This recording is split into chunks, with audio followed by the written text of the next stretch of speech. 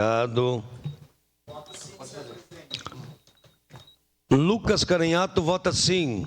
Eu voto sim, senhor presidente.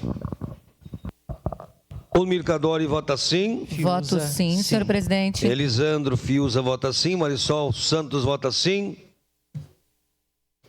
Estela Balardim como vota? Vota sim. Ok, perdão. Alberto Meneguzzi vota sim.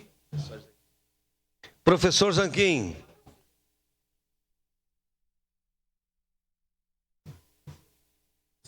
Votou sim, obrigado. Encerrado o registro dos votos, encerrada a votação.